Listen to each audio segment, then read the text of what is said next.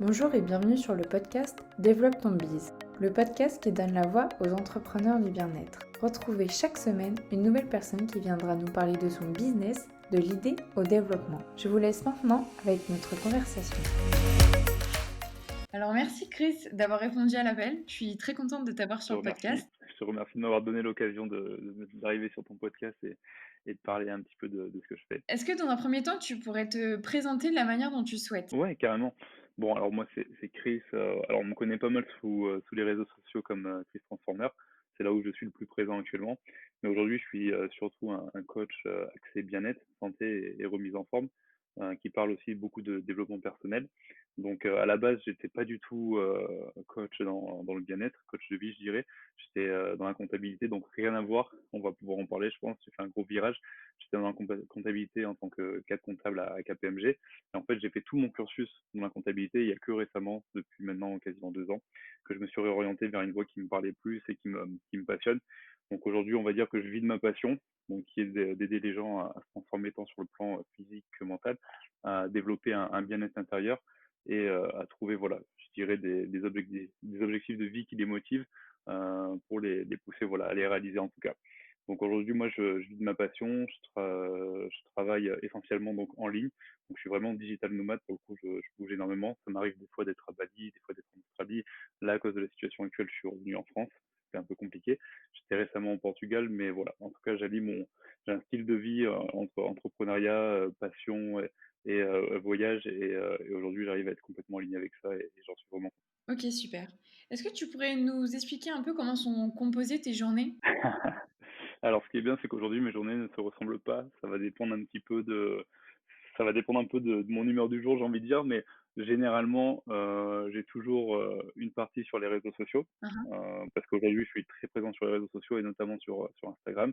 Je le suis un peu moins sur YouTube et Facebook, mais aujourd'hui, c'est vrai qu'une grande partie de ma communauté et de mes clients et de mes prospects sont sur Instagram, donc j'ai besoin d'être vraiment présent. Donc, je vais toujours avoir du contenu à créer pour Instagram. Alors maintenant, depuis pas longtemps, je me suis mis à travailler avec une community manager pour justement pouvoir déléguer la partie, je dirais, animation, veille, tout ça, que je faisais avant, mais que je ne fais plus du tout. Et la création de contenu, je la fais toujours, mais je vais la faire, par exemple, en une ou deux fois dans la semaine. Et puis après, ça peut être, par exemple, un lundi matin, comme un mardi matin ou un mercredi matin. Et puis après, pour le coup, je vais bosser sur autre chose. Par exemple, là, en ce moment, je développe un nouveau coaching de groupe qui est en version bêta test, mais que j'ai quand même lancé, donc que je construis directement avec mes clients. Et c'est un coaching qui est un coaching bien-être, santé et forme, donc vraiment axé sur l'hygiène de vie, sur aussi le développement personnel. Et c'est un coaching, voilà, qui me prend aujourd'hui beaucoup de temps parce que je vais avoir pas mal de choses à mettre en place. Je vais avoir aussi des lives à préparer et ça va occuper la plupart de mes journées. Ok. Après, je t'ai parlé de ça, mais tu vois, j'ai aussi d'autres choses. Aujourd'hui, j'ai un programme automatisé qui tourne tout seul, qui s'appelle le Hit Machine, que j'ai créé il y a longtemps, Yes. mais qui m'arrive de remettre à jour en rajoutant du contenu, ou quand je vais avoir par exemple des offres promotionnelles qui vont être ponctuelles, de devoir travailler un petit peu mes pages de vente pour justement faire les promotions. Donc j'ai un calendrier, mais c'est vrai que ça va bouger de semaine en semaine. Et ça se ressemble jamais parce qu'en plus de ça j'ai le voyage qui vient au milieu, donc on est souvent en déplacement, ce qui fait qu'on doit aussi s'adapter entre retrouver un petit peu un nouveau lieu de vie, nos habitudes. Puis des fois, on a beaucoup de décalage horaire quand on est en Australie ou notamment en Bali, on a des décalages qui sont très importants. Donc après, je vais adapter un petit peu sur le tas. Ok, super. Et est-ce que tu peux nous présenter peut-être un peu plus ton programme Hit Machine? Ouais, alors en fait, le programme Hit Machine, c'est un programme vraiment de remise en forme. C'est un programme qui est essentiellement en ligne. Il y a une partie qui est 100% sportive. C'est un programme qui est là pour aider les personnes à s'entraîner à partir de chez eux, donc sans matériel, pour les personnes qui n'ont pas forcément envie d'aller en salle et qui ont envie de bouger, d'être moins sédentaires. Et il y a aussi une partie alimentation avec des recettes, des grandes recommandations et voilà, un tas de choses en fait, même une partie sur les calories, comment gérer ses calories, comment les calculer, pour justement initier les personnes, les gens, les sensibiliser à l'alimentation et notamment l'alimentation plus saine pour allier vraiment activité physique et alimentation saine pour retrouver une forme physique. Ça peut être, certaines personnes ont des objectifs de perte de poids, d'autres ont des objectifs de rééquilibrage alimentaire, d'autres ont des objectifs de silhouette, de se raffermir. Donc ça va être vraiment pour les personnes, en tout cas voilà, qui souhaitent faire attention à leur santé, être plus en forme, bouger un petit peu plus et manger plus sainement. OK. Et ça, c'est un programme, voilà, qui est 100% automatisé, qui est complètement en ligne et que moi je promouvois via mes réseaux sociaux. Ouais, d'accord. Et alors, donc tu nous as expliqué que tu as, on va dire, un peu changé de vie, il y a quelques années. Est-ce que tu Ouais, pourrais, nous expliquer, comment tu en es arrivé à cette réflexion-là et ouais, comment tu en es arrivé à cette réflexion-là? OK, carrément. Moi, alors, si tu veux, à la base, comme je t'ai dit, c'est dans la comptabilité. En fait, je dirais pas que j'ai été poussé, mais un peu. J'ai mon père qui était, lui, directeur financier, ma marraine qui était expert comptable, et ma mère qui n'était pas comptable, mais qui me poussait à rentrer dans cette voie parce qu'il y avait du débouché, parce qu'on pouvait aussi correctement gagner sa vie et que c'était voilà un métier qui était intéressant. Sauf qu'en effet, alors moi j'ai fait mes études, j'ai fait ma licence, ma maîtrise, j'ai fait aussi mon service d'expertise comptable. Et il y a un moment où en fait j'étais un petit peu désaligné de tout ça. Il y a un moment où je m'y retrouvais pas. Et il y a un moment où je sentais que ma passion prenait le pas sur mon métier. Donc finalement j'étais pas heureux dans ce que je faisais. Je le faisais quand même bien parce que j'ai toujours voulu faire les choses très bien parce que pour moi c'est important. Mais je commençais à, on va dire, être un peu malheureux, un peu triste au boulot. Et je commençais à penser à d'autres horizons. Et il y a un moment où en fait je me suis réveillé et je me suis dit non mais en fait j'ai pas envie, voilà, j'ai pas envie de continuer dans cette voie, j'ai pas envie de continuer à travailler dans un grand cabinet d'expertise comptable, j'ai envie de bosser de ma passion.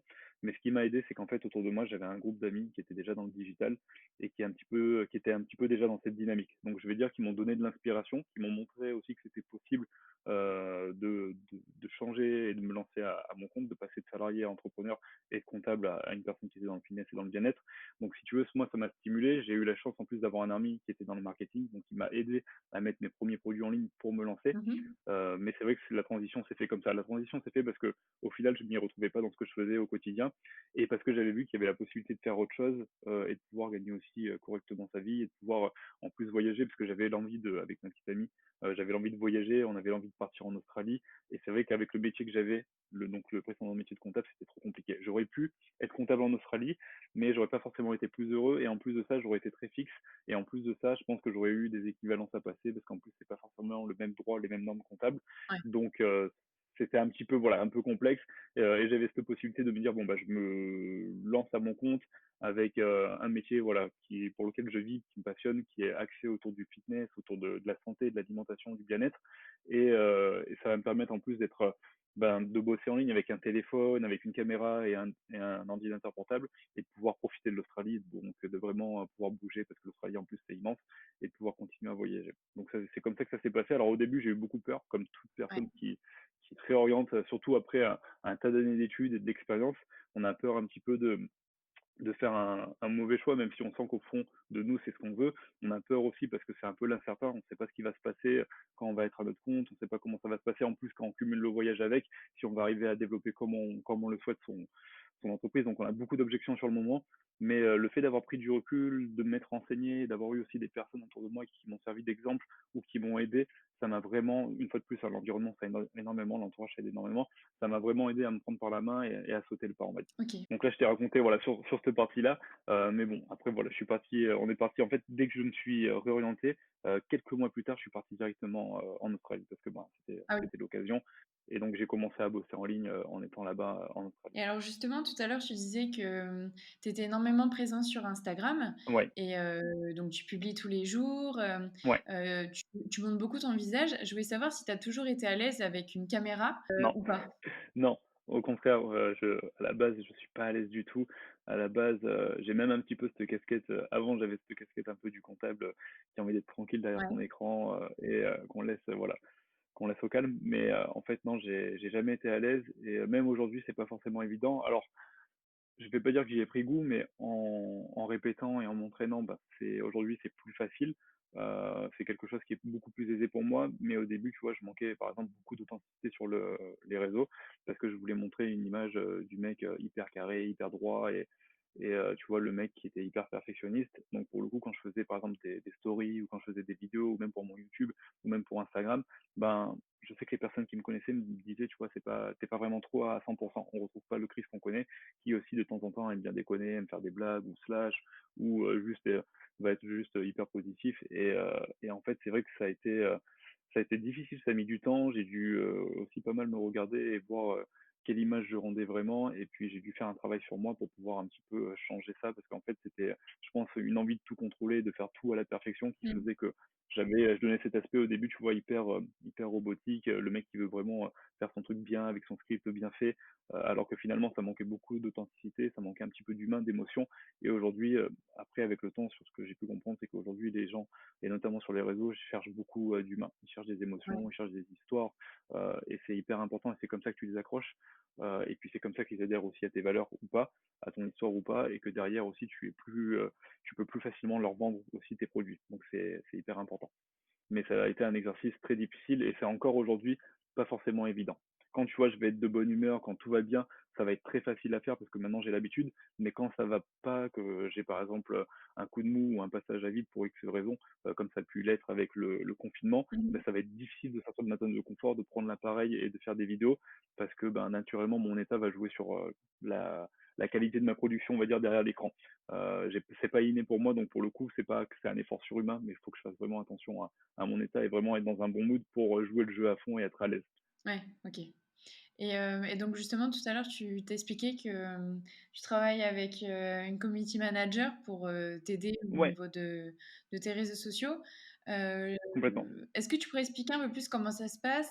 Peut-être au niveau de Ouais, la programmation, comment tu organises tes posts, ce genre de choses? carrément. Alors aujourd'hui, en fait, si tu veux, moi à la base, la mission c'était de trouver une personne qui puisse animer, je dirais, la partie réseaux sociaux et notamment donc la partie Instagram, Facebook, un petit peu YouTube et aussi j'ai une newsletter. Mmh mh. Et le but, alors il y aura une partie, ça va être vraiment de l'animation, ça va être de la veille, ça va être de la réponse aux commentaires, ça va être le fait d'engager la communauté en allant aussi poser des questions, en mettant en place éventuellement un hashtag, en repartageant des stories de personnes, parce qu'aujourd'hui, ben, c'est vrai que moi, dans ma dynamique d'entrepreneur, je manque de temps pour tout faire. Aujourd'hui, il m'arrive de faire énormément de choses, du contenu, des coachings, de faire mes tunnels de vente, ma publicité Facebook. Donc, il y a un moment où, tu vois, j'avais besoin de déléguer. Et j'avais besoin de déléguer cette partie qui me prenait beaucoup de temps, Mmh. mais qui est essentielle dans mon business parce que apporter de la valeur aujourd'hui, et notamment de la valeur gratuitement via les réseaux, c'est ce qui me permet une fois de plus d'attraper ses clients et de les convertir, d'attraper ses prospects en tout cas. Donc, cette personne-là, elle est vraiment chargée de faire, je dirais, cette animation sur les réseaux, de mettre en place les posts, de réfléchir à la stratégie de hashtag, à quand c'est le meilleur moment pour poster, pour engager. Elle est là aussi pour me faire remonter certaines choses, être aussi force de proposition s'il y a des choses à plus développer parce que ça plaît plus ou des choses à arrêter parce que ça plaît moins. Et si tu veux, c'est une personne avec qui je collabore donc main dans la main et qui me permet de prendre du recul sur ce que je fais au niveau des réseaux, mais qui me permet d'optimiser aujourd'hui ce que je fais parce qu'à la base, moi, je suis pas un expert des réseaux. Ouais. C'est pas ma grande, pas ma grande force et j'ai pas été formé pour ça. Donc pour le coup, j'avais vraiment ce besoin de déléguer à une personne cette partie-là. Mais par exemple, tu vois, dans la création, dans le contenu, c'est toujours moi qui vais créer le contenu parce que ben, les idées viennent de ma tête. Elle va les remettre en forme, elle va rajouter par exemple des émoticônes, des hashtags, des visuels pour faire en sorte que ce soit plus parlant Mmh. et que les gens éventuellement enregistrent ou soient contents même de la production qui a été faite. Mais c'est vrai que moi, je vais gérer beaucoup la partie création. Elle va aussi gérer beaucoup la partie organisation, structuration et faire en sorte que ça roule de ce côté-là. OK. Et justement, est-ce que ça a été facile pour toi de déléguer, enfin de te dire que tu devais déléguer?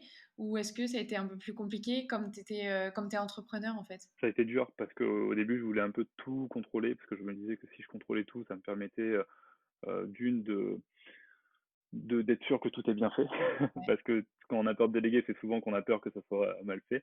Alors qu'en plus, c'est bête parce que quand tu délègues à une personne qui est experte, ben, elle est toujours plus experte que toi, donc techniquement, elle fera mieux le boulot que toi.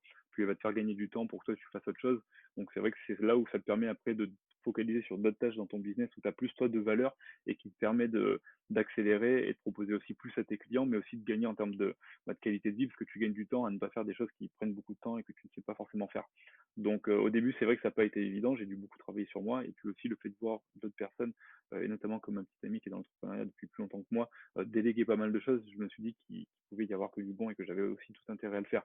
Donc il y a un moment où je me suis dit: «Bon bah Chris, il faut qu'au bout d'un certain temps, il faudrait que tu passes à l'action par rapport à ça, il faudrait que tu fasses confiance à quelqu'un et que tu délègues parce qu'en effet, tu vas gagner du temps et tu vas pouvoir, te mettre sur d'autres choses pour faire avant». Mmh. Carrément. Et est-ce que tu as d'autres parties de ton business que tu délègues? Ouais. Alors là, alors à partir de la rentrée, il y aura une autre partie qui va être vraiment la partie, je dirais digitale, avec une personne que je connais et ça va être vraiment la partie création de tunnels de vente, mise à jour des tunnels de vente, ça va être, la gestion de la stratégie, Facebook avec les publicités, D'accord. gérer les audiences, tout ça, et aussi une partie au niveau de tout ce qui est emailing avec de l'automatisation, créer aussi des lead magnets. Alors, les lead magnets, ces petits produits gratuits, c'est le contenu, c'est moi qui le fera, mais c'est la personne qui fera la mise en page, les séquences mail, Mmh. pour faire en sorte que le business soit plus automatisé, qu'on puisse aider, toucher plus de monde, aider beaucoup plus de personnes et aussi rentrer plus d'argent naturellement. Ouais. OK, super. Qu'est-ce que tu conseillerais aux personnes qui se lancent pour, justement réussir à se développer au niveau des réseaux sociaux? Alors les personnes qui se lancent pour se développer au niveau des réseaux sociaux, je pense honnêtement la chose la plus importante, une fois de plus, moi j'aime bien parler de mindset, je pense qu'une fois de plus c'est 80% de mindset, 20% de technique. Je pense qu'il faut déjà se lancer, passer à l'action, pas avoir peur de faire des choses qui sont pas forcément parfaites dès le début, parce qu'on aura tout le temps d'ajuster le tir et d'améliorer avec les feedbacks qu'on va avoir par les personnes qui nous suivent ou éventuellement les personnes avec qui on va travailler. C'est pas grave si on n'est pas voilà perfectionniste et que les choses sont peut-être faites même un peu à l'arrache, ça va évoluer. C'est aussi, je pense, toujours mettre un maximum d'humain au cœur des réseaux sociaux, parce qu'aujourd'hui l'humain achète de l'humain.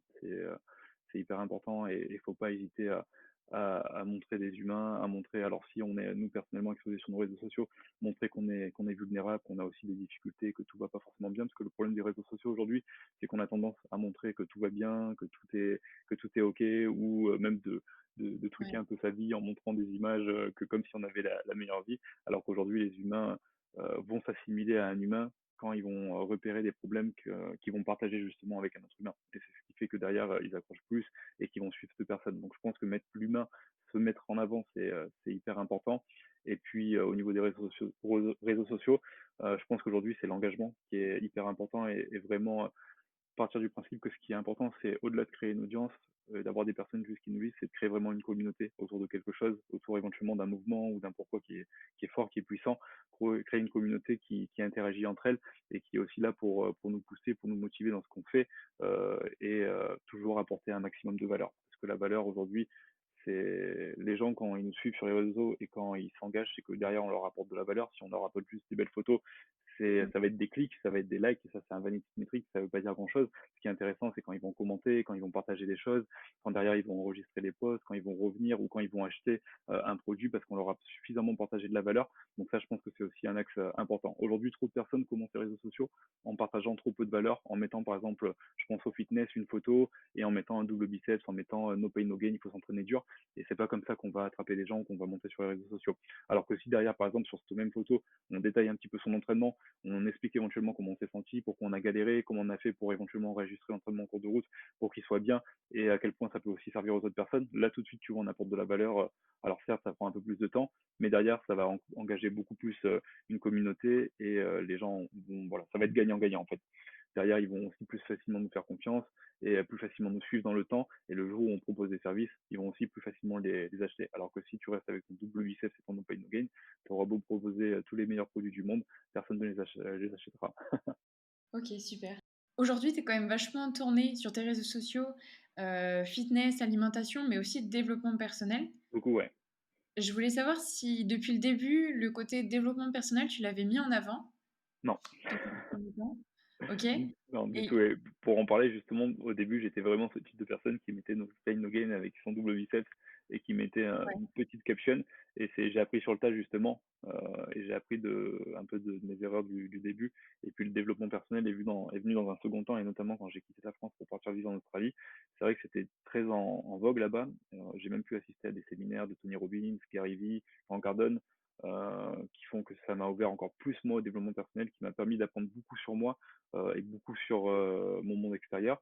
Et c'est ce qui fait qu'aujourd'hui, j'en parlais aussi énormément parce que pour moi, c'est quelque chose qu'on devrait apprendre à l'école, quelque chose qui est fondamental et qui nous sert pour énormément de choses, qui nous pousse, qui nous motive, qui nous permet d'être disciplinés dans nos objectifs, qui nous rend meilleurs dans nos relations, qui nous permettent d'apprendre sur nous-mêmes et de changer notre intérieur pour aussi changer notre monde extérieur. Donc pour moi, c'est quelque chose aujourd'hui qui, peu importe le domaine, doit être inclus parce que c'est juste hyper important. et justement au niveau de tes abonnés, le fait que tu rajoutes, on va dire, un sujet, un peu différent à ton compte, est-ce Ouais. que ça a été bien accueilli ou est-ce que tu as eu des retours un peu variés?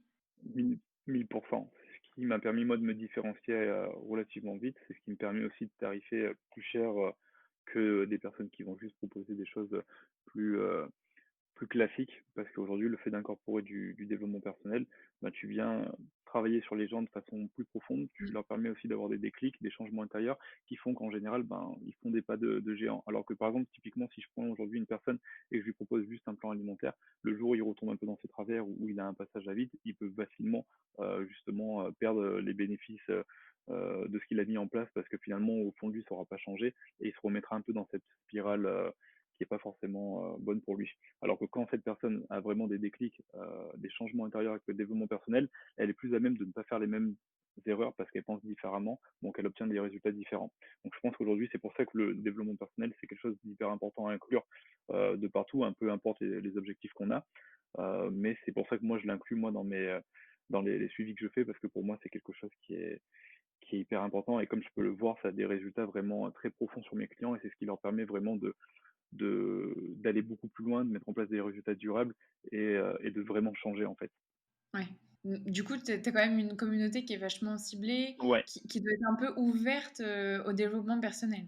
carrément. J'ai une communauté, moi en plus je peux être transparent par rapport à ça, j'ai aujourd'hui 60% de femmes pour 40% d'hommes Mmh. et j'ai des personnes qui ont entre 25 et 40 voire 50 ans. Mes clients en général sont 80-90% de femmes qui ont en général entre 30 et 40 ans et je remarque qu'en tout cas ces personnes-là sont très sensibles au développement personnel, ont vraiment cette soif, cette envie Ouais. de s'améliorer, d'en apprendre plus, de comprendre aussi comment fonctionnent les autres pour, mettre en place par exemple des meilleures relations, pour pouvoir vivre avec plus de d'harmonie ou d'équilibre dans leur vie de tous les jours. Et je pense qu'en plus, avec ce qui se passe maintenant avec les réseaux sociaux et le fait d'avoir de plus en plus des personnes notamment importantes comme des personnes comme Anthony Robbins, Gary Vee ou des personnes voilà, qui sont au centre du développement personnel et qui ont beaucoup de, je dirais, de portée, qui peuvent toucher beaucoup de personnes. Je pense que les gens commencent à être sensibilisés et je pense qu'en plus aujourd'hui dans notre société, on est très pris par nos boulots, par les dynamiques métro boulot dodo, par le stress, par les écrans, le virtuel. Donc on a de plus en plus besoin de ça justement pour prendre du recul, pour pouvoir rétablir une forme de bien-être, pour être aussi plus épanoui dans ce qu'on fait, donner plus de sens à ce qu'on fait, se réaligner avec des choses qui nous font du bien. Donc c'est des choses où je pense que les gens sont de plus en plus sensibles à ça, d'une manière générale. Après sur mon compte, ben, c'est encore plus ciblé. Donc pour le coup, j'ai des personnes qui sont carrément même dedans, le développement personnel, même des fois depuis plus longtemps que moi. Donc, je suis bien dedans et j'ai des gens qui sont bien dedans aussi. OK, super. Et après, j'avais une question, d'un point de vue vachement plus pratique. Ouais. Quand tu as créé ton entreprise, déjà quel statut tu tu ouvert, au début? Souvent quand tu crées au début, tu fais le passage, tu es en micro-entreprise, c'est de l'auto-entreprise. Ouais, Et puis après, quand tu veux pouvoir grandir plus rapidement, tu développes tu mets en place une structure juridique plus adaptée comme une SARL. Typiquement, ça peut être, alors quand tu es seul, c'est souvent une URL, c'est une SARL unipersonnelle en fait, qui te permet de passer des seuils en chiffres et qui te permet aussi d'investir. Tu es dans une logique d'investissement parce que c'est vrai que quand tu es en micro-entreprise, tu peux pas forcément ben, déduire tes charges. Donc pour le coup, tu es dans une logique un petit peu plus, tu vois, plus petit naturellement. ouais. Donc tu commences, et je pense que c'est un petit peu le chemin classique pour tout le monde, sauf les personnes qui vont avoir éventuellement une startup qui a une idée en particulier, qui va faire une levée de fonds, et donc naturellement, ben, elle aura besoin d'une structure juridique beaucoup plus puissante, je dirais, que la micro-entreprise. Donc elle va partir directement éventuellement sur une SAS ou une SARL. Mais oui, c'est le chemin classique comme beaucoup de personnes et beaucoup de personnes qui sont en freelance au début, qui mettent en place une micro-entreprise et puis après qui passent en société. OK, super. Et du coup, là, sur tout ton parcours entrepreneurial, je voulais savoir quelle avait été ta plus grande difficulté, Ouais. l'étape qui a été la plus compliquée pour toi et comment tu as réussi à y faire face? Je pense que la plus grande difficulté, ça a été vraiment, je pense justement, ça a été de travailler sur moi-même, travailler mon mindset pour voir les choses différemment. Parce que le problème, c'est que quand tu te lances, des fois, tu as l'impression que tu détiens la vérité, que ce que tu vas mettre en place, ça va fonctionner à coup sûr, alors que tu te mets pas forcément à la place des autres et ce que tu vas proposer, c'est pas forcément ce qui va fonctionner dès le départ. En gros, c'est dur d'arriver à se mettre à la place des autres et c'est aussi dur de se changer pour penser différemment et continuer à évoluer. Et c'est pour ça que je disais, c'est même le business, c'est aujourd'hui 80% de mindset, 20% de technique. Et ce qui a été le plus dur, c'est de me développer moi, justement, personnellement, pour prendre du recul sur ce que je fais et pouvoir être meilleur dans ce que je fais. Ça a été la chose la plus dure, avec aussi le voyage à gérer à côté, parce que le voyage me demandait beaucoup d'adaptation, parce qu'on changeait, on bougeait souvent. Ouais. Donc quand tu es en train de développer quelque chose et qu'en même temps, tu es en train chaque mois de changer de lieu de vie, c'est assez, comment dire, c'est assez chaud à gérer. Donc je pense que ça a été les 2 choses qui ont été les plus difficiles en soi. Parce qu'aujourd'hui, pour moi, en soi, créer un produit ou proposer un nouveau service, ou c'est pas forcément les choses qui sont les plus difficiles. Je pense que c'est des choses justement qu'on touche pas forcément dans les mains, tu vois, qui sont pas Ouais. forcément matérielles, qui sont les plus dures. Une fois de plus, le travail sur soi-même, c'est toujours le travail le plus difficile et qui demande aussi du temps, qui demande de la bienveillance et qui demande pas mal de patience, quoi. OK. Et alors, j'avais une autre question, je pense que celle-ci, enfin, j'ai déjà ma petite idée sur, ta Ouais. réponse. Je voulais savoir si tu te fixais des objectifs en termes, de business? Ouais, complètement. J'ai des objectifs. Je me fixe tant des objectifs de chiffres parce que je pense que c'est important. Et aujourd'hui, en plus, se fixer des objectifs, ça permet justement d'avoir une vision claire de là où tu veux aller quand derrière tu déroules le plan d'action, tout ça. Mais je me fixe des objectifs et ouais, complètement. J'en ai des objectifs de chiffre, j'ai des objectifs de produits, de choses que j'ai envie de sortir, ou des fois même des objectifs où aujourd'hui je sers tel type de client et par exemple je me dis bon bah en fait à terme j'ai envie de plus tout servir ce type de client. Mmh. J'ai des micros objectifs, donc oui, carrément, ouais, j'ai pas mal d'objectifs. Après, par exemple là, un objectif pour te donner du concret, moi ce qui me plairait, ça serait de sortir des retraites fitness bien-être, Ouais. peut-être dans 1 ou 2 ans, mais des retraites physiques où les gens viendraient et pendant une semaine, ils viendraient se dépasser, à soulever des pneus sur une plage, à travailler sur leur alimentation, à apprendre à gérer leurs émotions pour ne plus avoir une alimentation émotionnelle, à apprendre à avoir un bon cahier de course et à faire des repas qui sont sains et adaptés à leurs objectifs et qui sont voilà, bons pour leur corps. Donc quelque chose comme ça, tu vois, quelque chose de matériel pour donner un Ouais, objectif. Et ça, c'est super. un objectif d'ici 1 à 2 ans. OK, donc tu as plusieurs, échelles d'objectifs, par exemple à 3 mois ou Ouais. à plusieurs années? OK, super. Complètement, j'ai des objectifs à la semaine, à 1 ou 3 mois, voire à 6 mois ou 1 an ou 2 ans. J'en ai pas mal, ouais. OK. Et c'est des objectifs qui évoluent constamment en fonction de comment j'avance, mais aussi en fonction de mes envies, parce que c'est vrai que des fois, quand on avance, on a envie de quelque chose et peut-être 3 mois plus tard, on va avoir 2 ou 3 idées et finalement, cette envie-là a un petit peu changé. Donc, c'est ça, souvent avec l'entrepreneuriat, c'est un petit peu un voyage. Tu souvent, tu pars sur quelque chose et finalement, là, tu dis, bon, mais peut-être que je pourrais faire autre chose ou ça. Donc, je me questionne aussi beaucoup sur certaines choses. Donc, c'est des objectifs qui sont, je dirais, mouvants, Mmh. qui bougent beaucoup. OK. Et il y a une question que j'aime bien poser sur le podcast, de Alex Viseo qui est sur, Ouais. une question qu'il pose, sur son podcast sur, l'entrepreneuriat. C'est, si tu gagnais une belle somme d'argent, dans quoi tu voudrais l'investir? Et lui prend la référence de à peu près 100 000 €. Qu'est-ce que tu répondrais toi à cette question? Aujourd'hui, je répondrais que je l'investirais tout de suite dans mon business. Ouais? Je l'investirais dans mon business pour pouvoir aussi proposer plus à mes clients, mettre en place des choses encore meilleures, parce que c'est probablement, je l'investirais dans mon business et par business, j'entends aussi l'investir dans moi, bien sûr, parce que je pense qu'aujourd'hui, les premières dépenses à faire qu'on a en tant que jeune entrepreneur, c'est les dépenses sur nous, des dépenses qui nous permettent de progresser, qui nous permettent de nous former, qui nous permettent d'avancer, et par dépenses, ça peut être très bien, je peux pour te donner un truc encore une fois de plus concret, ça peut être 50 000 dans mon business, donc éventuellement, je sais pas, du marketing, des sites ou peu importe, et ça peut être 50 000 qui vont être, par exemple, 40 000 dans un mastermind pour progresser avec des gens qui vont me former sur certaines choses, et ça peut être 10 000 sur une formation éventuellement en communication, parce qu'aujourd'hui, je trouve que j'ai encore du mal à communiquer, par exemple, face à la caméra. Ça peut être typiquement OK. ça, tu vois.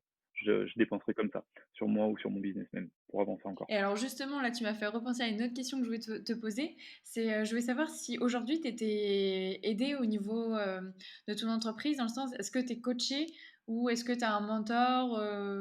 Alors, je l'ai pas été pendant longtemps et là, depuis quasiment un mois, j'ai une personne qui m'a proposé justement de me coacher, qui est coach en neurosciences, D'accord, avec qui je travaille, avec qui j'ai déjà eu 2 ou 3 sessions de coaching.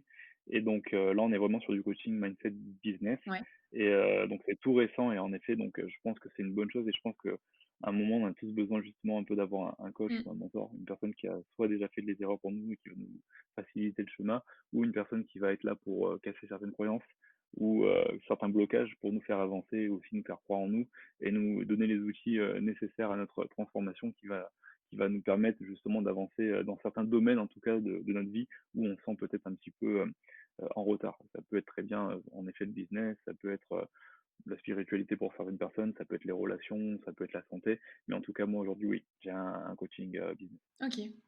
Et il y a une autre question aussi que j'aime bien poser, c'est au niveau des ressources. Est-ce que tu aurais des ressources, donc ça peut être, des livres, des podcasts, un film, une rencontre professionnelle, en fait, des ressources que tu conseillerais à des entrepreneurs? Complètement. Alors moi, justement, c'est intéressant parce que récemment, j'avais partagé justement sur un de mes contenus des ressources qui étaient des livres audio parce que je suis beaucoup sur Audible Mmh. et je lis beaucoup de livres audio, notamment sur l'intelligence émotionnelle, comme Père riche, Père pauvre, qui doit parler à beaucoup de personnes, de Robert Kiyosaki. Mmh.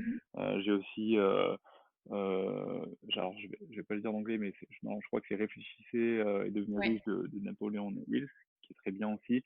Après, je vais avoir des livres sur la PNL comme le pouvoir, le pouvoir, j'ai plus le nom, mais c'est un livre d'Anthony Robbins que j'adore et qui commence par pouvoir que j'ai partagé aussi récemment. Et je vais avoir beaucoup de livres comme ça. J'ai des livres sur la gestion des émotions. Je m'intéresse à tout ça et je recommande vraiment ces livres parce que ces livres, alors non seulement ils sont accessibles, en plus de ça, aujourd'hui, on peut les lire en livre audio, donc on peut faire éventuellement une petite tâche à côté et les écouter. ouais, Mais en plus de ça, c'est des condensés d'informations qui ont une valeur vraiment considérable et qui ont une valeur surtout sur le plan, je dirais, développement personnel et qui nous permet en tout cas, peut-être pas de nous changer sur le moment, mais de mettre des petites graines dans nos esprits et de nous faire avancer à certains niveaux. Et tout ça pour quelques euros.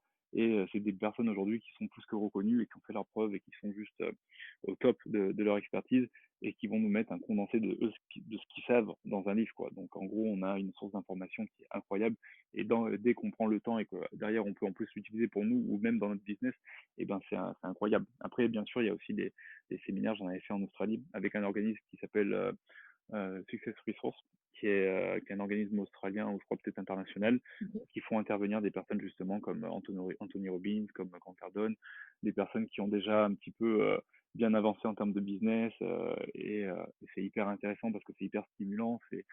Tu prends beaucoup d'inspiration, tu prends aussi beaucoup d'informations, mais une fois de plus, ce qui est intéressant, c'est que tu prends le mindset de la personne, parce que c'est ça qui est le plus intéressant, c'est le fait que la personne te transfère, on va dire, son état d'esprit et qui te permet toi aussi de changer un petit peu ton état d'esprit, au-delà de la technique. Ouais. OK, super. Eh bien, Yes. merci pour toutes ces informations. J'ai fait le tour Ouais. de mes questions. Où est-ce qu'on peut te retrouver, sur, tes différents canaux? Alors moi, sur Instagram, c'est vraiment le canal principal. Instagram, pour moi, c'est vraiment un outil professionnel et c'est à Chris Transformer. Il y a un petit tiré du 8 entre Chris et Transformer. Et puis aussi, on peut me retrouver un petit peu sur YouTube, c'est pareil, c'est Chris Transformer, Facebook, pareil, Chris Transformer. Et j'ai aussi une newsletter. Et cette newsletter, on peut y accéder directement à partir de mon Instagram. OK, super. Bah, merci beaucoup, je mettrai tout ça dans les notes du podcast. Yes, Bah, c'est merci. moi qui te remercie, Lucille.